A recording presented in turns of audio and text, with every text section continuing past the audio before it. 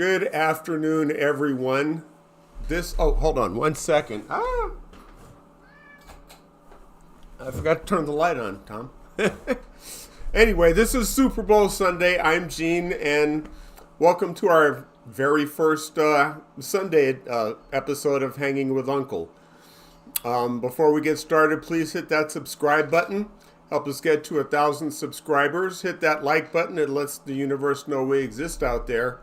And there's that notification bell on the right that will let you know whenever we go live or put new content out there. So today, I think it's very important to discuss what has been going on with our crab situation and the hatcheries and the corruption within a certain administration. And to do all that, we need our man on the street. Brent, welcome to the show. Thank you for having me, man. This is going to be a Super Sunday special, man. So I know you have a lot on your mind, man. I'm just going to say run with it. If I have any questions, I'll let you know. I'll definitely ask you a couple questions on the way just to jog my memory of names. Okay. So basically, I started an investigation, basically you could say like a psyop of the federal government after what happened on January the 6th of 2021. Okay. I hatched a plan, and I followed through with it, and it so far has been coming out the way I wanted in the high 90 percentile. And things that I expected to happen and kind of show itself has actually kind of been happening how I've been planning it. So one of these things I went after right away was I knew there was a problem in Alaska. There's a fishery up there that is being attacked in an Alaskan way of life. Basically a subsistence way of life. They're making laws such that are slanted towards big business that smaller operators that run the mom and pop shops, smaller lawn line fishermen, just the smaller operators are getting squeezed out. So Brent, and yes, just to understand before we get started, are we talking about how monopolies are taking control of everything and squeezing out what's actually considered small business? Yeah, that's correct. And this is right at the top. This is a lot of the people that are in BlackRock and other investment companies own a bunch of the Seattle fisheries, the major companies, including Trident. And they have a control over not just Washington politics and Oregon politics, but they basically buy and appoint in Alaskan politics, including Dunleavy. So basically, when I was looking at this, I try to look at what the root of the problem is. I knew for a while Fish and Game had some big problems. They were using basically sampling bias tricks to go ahead and shrink their pool of information or increase it to fit the data set or scientific information they needed at that time. So what happened of course, before Trump got elected, there was a bunch of Russians and different people having high-level meetings with him. It seemed like, and according to the report that came out, there was some type of collusion between them in meetings between Kim and his son and Kushner. So this was actually even, I forgot actually all the names involved, but when that happened, there was deals made, and it was never really knew what was, Russia was getting out of it except favor from him, talk positive about Russia, blah, blah, blah. But one of the things that I've been looking at and what happened was he must have made some type of deal to sell off our fishery. and to weaponize it and close our fishery and basically destruct it. Okay, Brent. So, yes. I guess my question would be, and I don't know if this was something that was checked out maybe under the Freedom of Information Act, but who has been registered as a foreign agent to collect money under FARA to do work for the Russians in this field? Has that been looked into? You would know the name, right? Well, I know if I was going to be doing that work, that would be something that I would at least inquire into, just to hold people accountable. I mean, after all, that's how Paul Manafort got caught and convicted. Um, yeah, Michael Well, Flynn. so basically, what happened was there was a study that was supposed to come out. It started underneath the Obama time about climate change.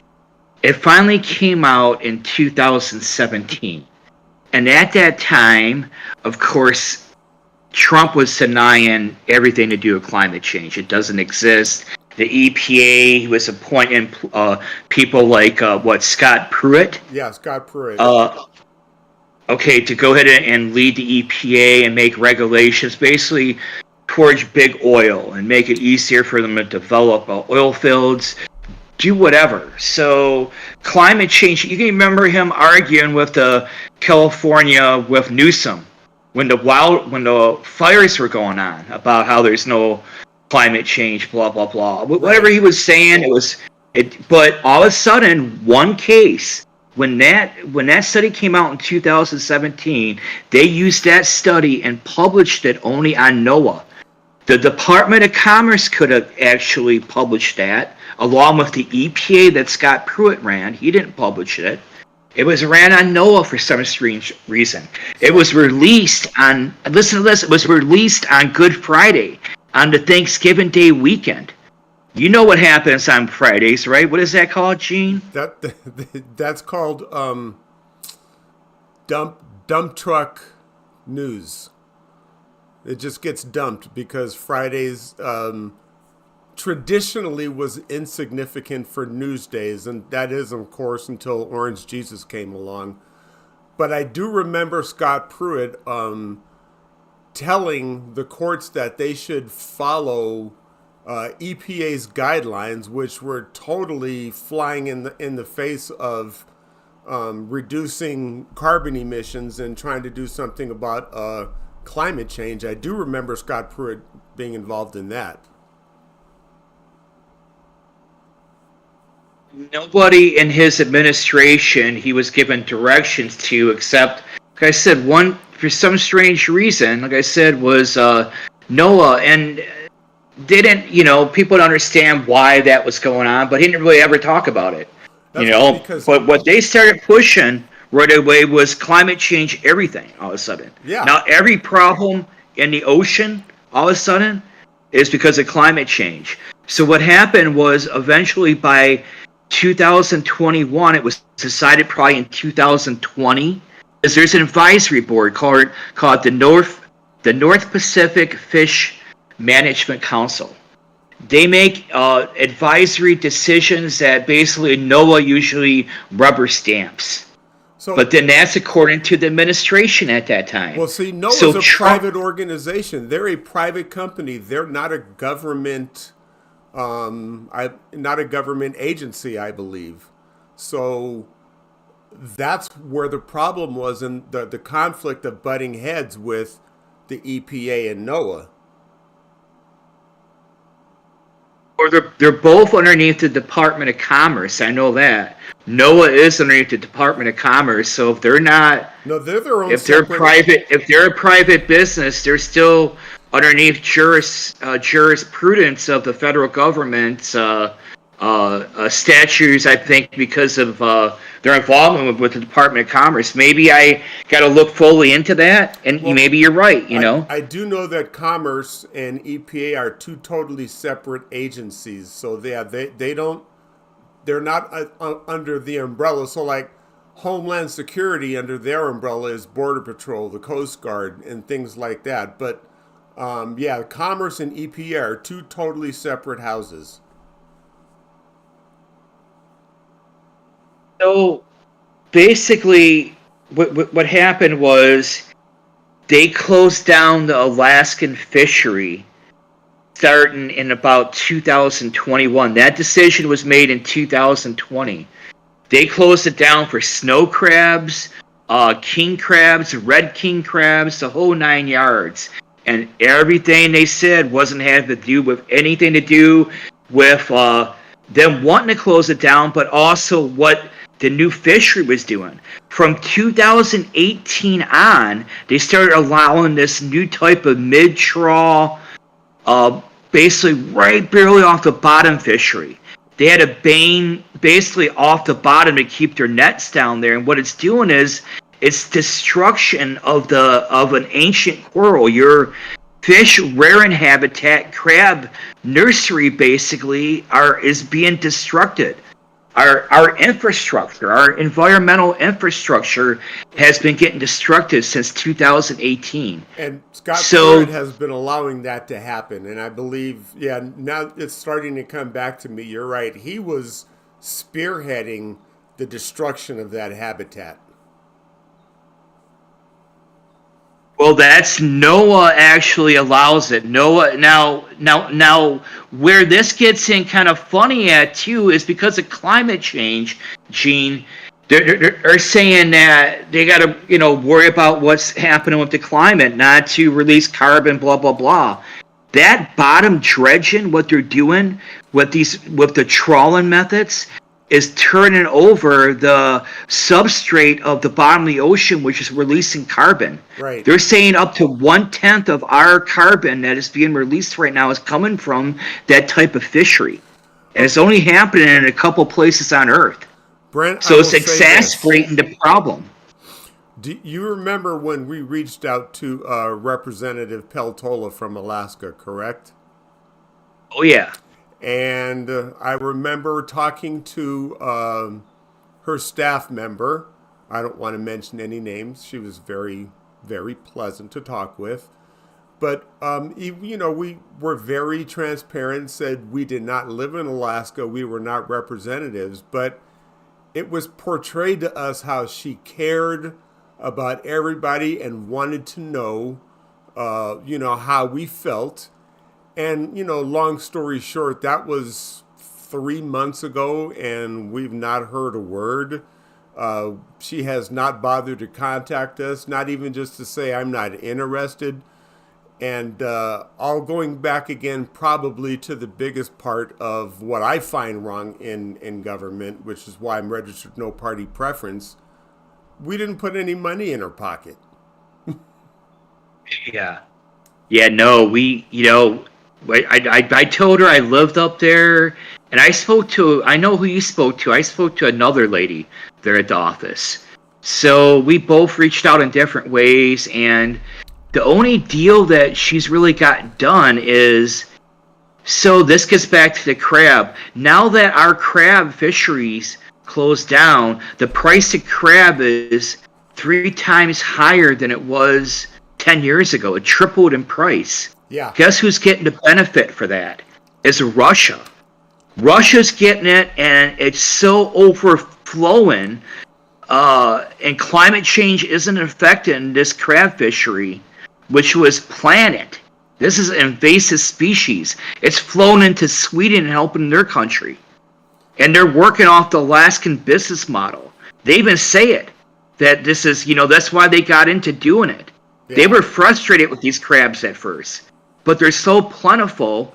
So think of it, if people are closing down and ruining our infrastructure, that's what Peltola should be worried about, because those are the people out in the villages that won't be able to fish for crab and feed their families in their villages. Now you got villagers dying. You got people moving outside of their villages. Their whole livelihoods are getting ran out and shot. And that's, so what Peltola did with Murkowski was they wrote up this law that has more holes in it than a piece of Swiss cheese. It happened about 6 weeks ago. They wrote up a bipartisan deal, and what was going on is Alaskan crab was at the Safeway and at different stores all over the West, or not Alaskan crab, Russian crab was still being shipped all over the country. But it was prevalent over in Washington and all over the West Coast. They were dining on it constantly. I tell So you they what, finally said, we got to get rid of that. Well, no, but even if you get rid of it there, other people are buying it because now there's no other crab on the market. They destroyed it. you know what, Brent? They've been destroyed.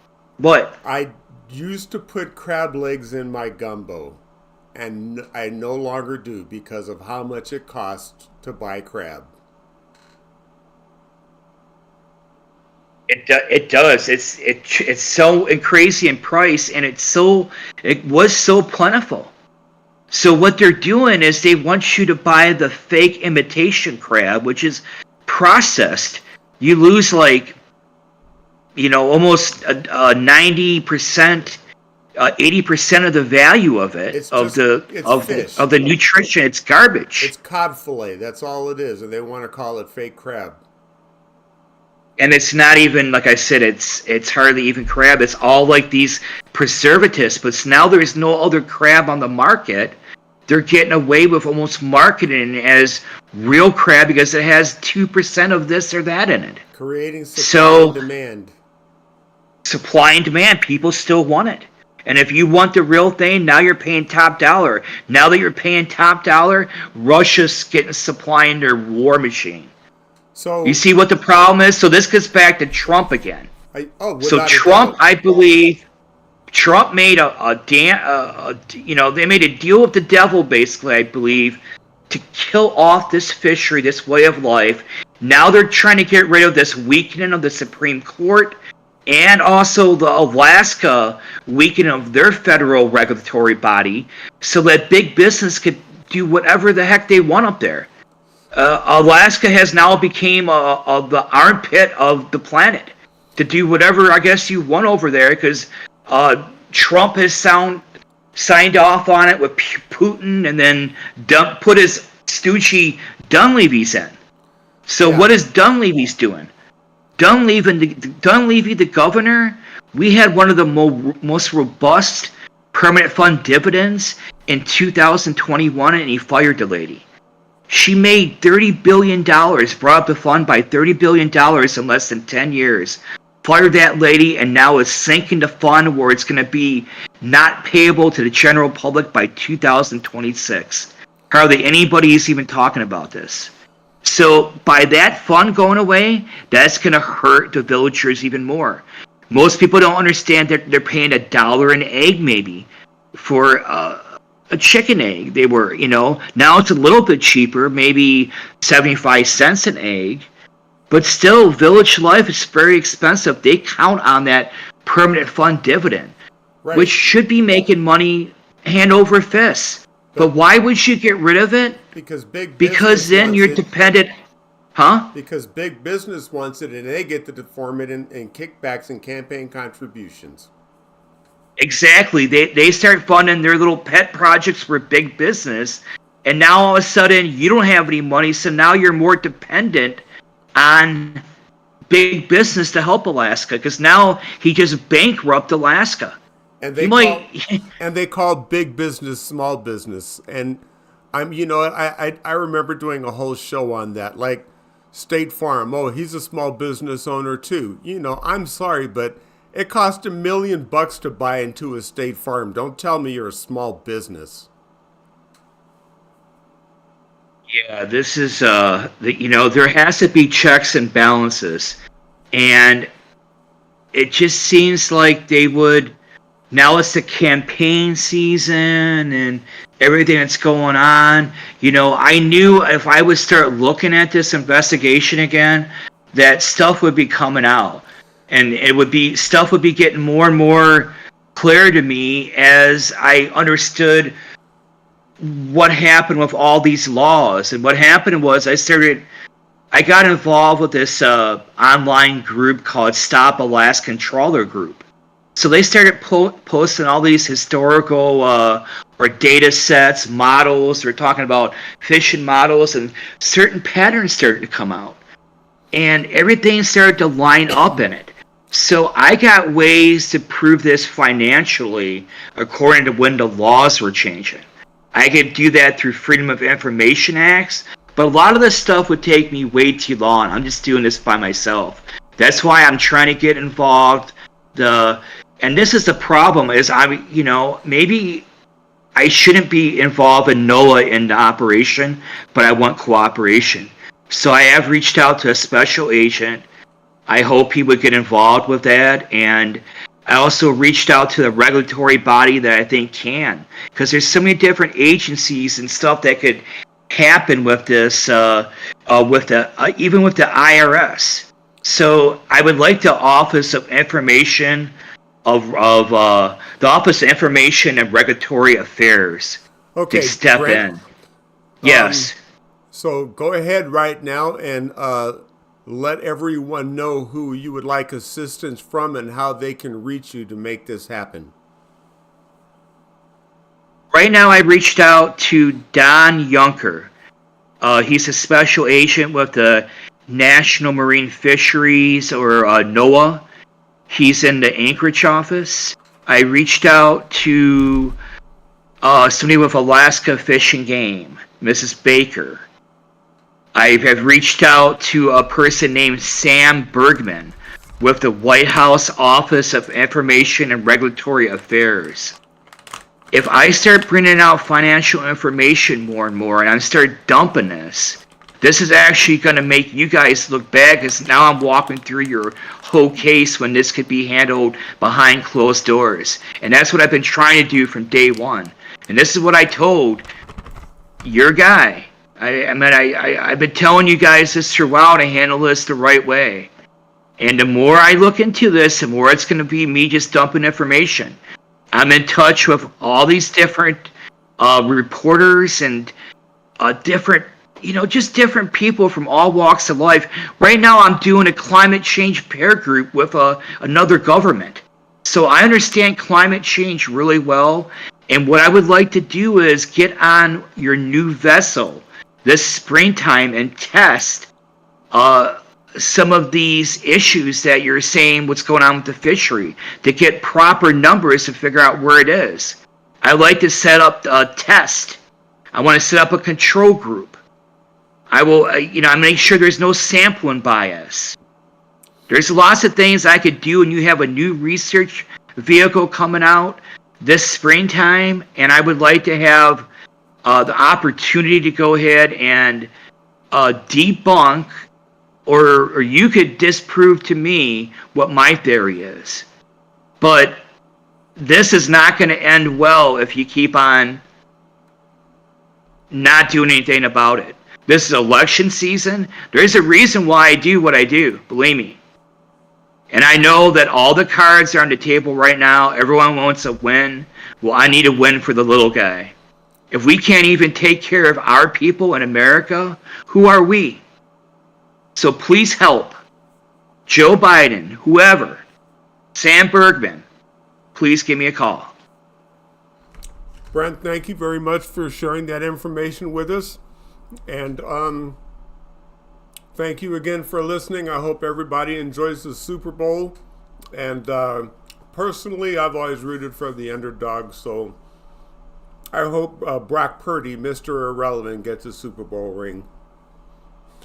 Anyway, that's my thoughts. Brent, do you have any Super Bowl predictions or wishes? By 10 points. All right. Well, there you have it, you guys. Thank you again. Be kind to one another and treat each other the way you want to be treated.